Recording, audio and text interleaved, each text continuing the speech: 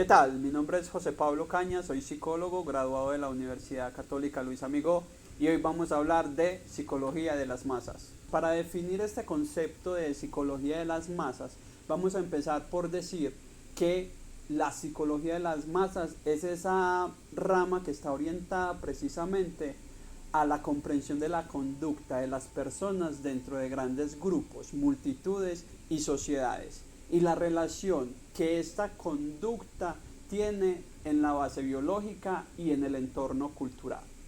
Hay varias teorías entonces que nos van a plantear y nos van a empezar a explicar el tema de la psicología de las masas.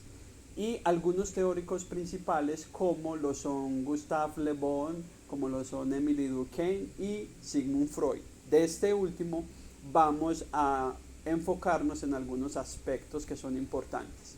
Entonces estas teorías y estos autores lo que intentan explicar es la influencia que ejercen las conductas de estos grandes grupos sociales sobre la identidad, sobre el nivel social y sobre el papel que el individuo tiene y cómo esta influencia repercute a la hora de participar en modas, tendencias, política, movimientos y religiones. Freud, en su obra Psicología de las masas y el análisis del yo, nos plantea que en la vida anímica de cada sujeto o en la vida psíquica siempre está presente un otro, ya sea como un objeto de amor, como un objeto de odio, un auxiliar o como un enemigo, o tal vez desde otros roles que pueda ocupar ese sujeto. ¿Qué quiere decir entonces esto? Que todo sujeto por naturaleza es un sujeto social, es un individuo social. Además de esto, nos va a plantear tres tipos de grupos humanos. Uno de ellos son las masas o las multitudes efímeras, otro de ellos son los grupos altamente organizados y el último de estos son las masas estables y duraderas. Para entender un poco este concepto de las masas o multitudes efímeras, varios autores nos van a plantear que son grupos efímeros que se generan en un contexto de imitación, de empatía, de contagio, de sugestión o de histeria colectiva, que se dan unos comportamientos a través de las interacciones que entre ellos mismos tienen y que el individuo como tal nunca se comportaría como se comporta en una masa. Algunas de las características de las masas o multitudes efímeras son la impulsividad, son masas irascibles, irracionales, que pasan al acto, que se rigen por la inmediatez y reaccionan frente al mínimo estímulo. Tienden a seguir un líder, pero lo interesante de estas masas es que cuando el líder desaparece, la masa también tiende a desaparecer. Hay un sentimiento en los individuos que es el sentimiento de invulnerabilidad, es decir, no miden consecuencias, se sienten héroes en ese momento. Además de esto también aparece un sentimiento de desresponsabilización, es decir, no hay una responsabilidad frente a los actos que los sujetos hacen cuando están inmersos en la masa. Y otra característica es que la masa puede ser o bien cruel o heroica. Algunos ejemplos de estas masas pueden ser, por ejemplo, las protestas, las manifestaciones o algo que se ve muy común en nuestro entorno, las hinchadas y las barras de fútbol.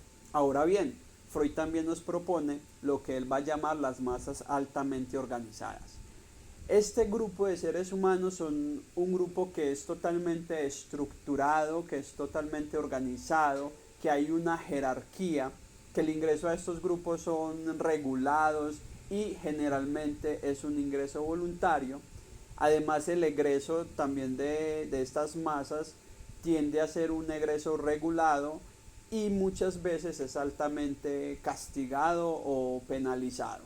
Y otro aspecto importante de esta masa es que es una organización rígida y que está basada en tradiciones comunes entre ellos.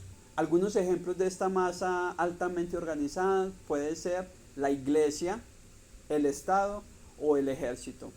Freud también nos va a proponer el concepto de masas estables o masas duraderas y sus características principales es que estas comparten un proyecto o un ideal en común. Están unidas por el vínculo, por el amor. Es decir, Freud lo dice como una estructura libidinal, el eros. Y a partir de esto se genera una identificación. Y la identificación entonces es el proceso por el cual el sujeto elige un modelo a seguir, una idea, una persona como ideal del yo.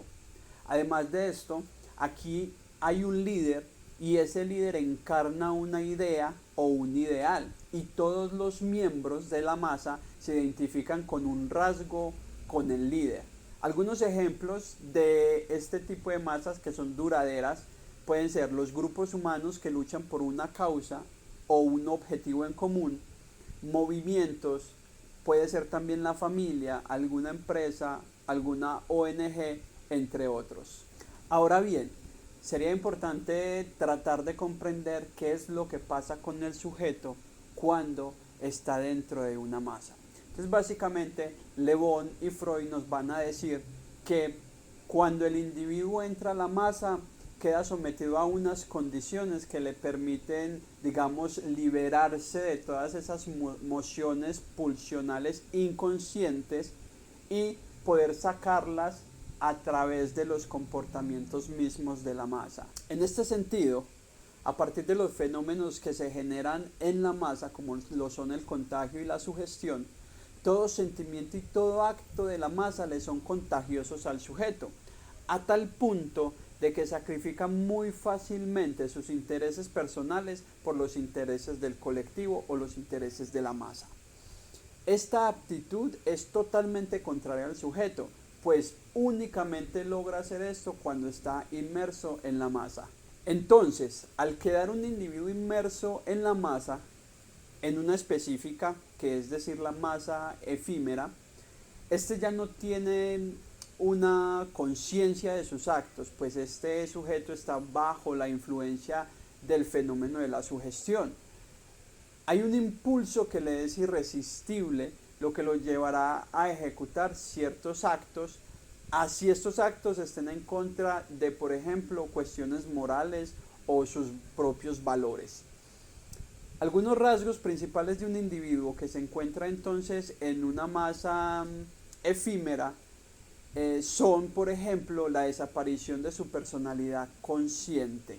Aquí el individuo deja de ser el mismo y se ha convertido en un autómata carente de voluntad.